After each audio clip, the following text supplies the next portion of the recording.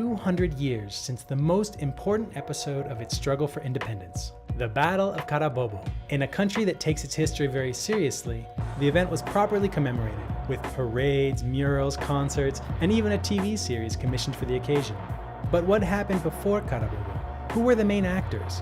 What did independence mean? And why is history so revered in the present? Let's take a look at Venezuelan independence in a nutshell. Venezuela was a Spanish colony for some 300 years. Colonization was far from a breeze for the invading Spaniards, with fierce indigenous resistance that became the stuff of legend. Venezuela had less status than other colonies. It was a capitancy general under the jurisdiction of the New Granada Viceroyalty, now Colombia. But it would be the liberating spark that would set the continent ablaze. In the late 18th century, with the American, French, and Haitian revolutions echoing, the winds of independence started to blow in the Spanish colonies as well. After a few frustrated insurrections, a group of Venezuelan noblemen proclaimed the country's independence and the establishment of a republic on July 5th of 1811. But this would be the beginning of a bloody and protracted struggle lasting over a decade. Many figures played key roles in Venezuela's independence, but there's one who stands head and shoulders above the rest. Simón José Antonio de la Santísima Trinidad Bolívar y Ponte Palacios y Blanco. Simón Bolívar, for short. Born in Caracas into one of the Creole elite families, he had everything to remain in a land and slave-owning founding father trajectory. But history would prove quite different. The Patriots secured some early successes, including the so-called Admirable Campaign that saw Bolívar enter the country from New Granada and score a number of victories in 1813. However, the Royalist army would soon gain the upper hand. Able to mobilize some popular sectors, it routed Bolívar's forces, driving them out of Caracas and the leader into exile. The dream of independence hung by a thread.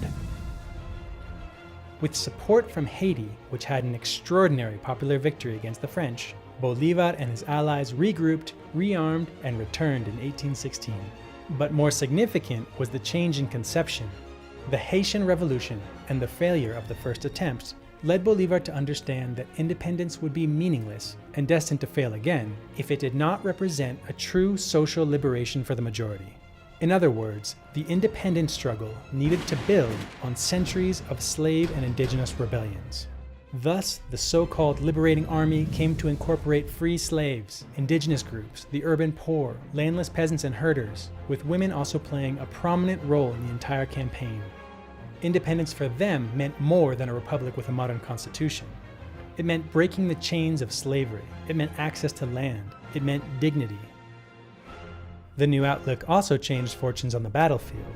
The Patriot forces went on the offensive and drove back their Spanish counterparts.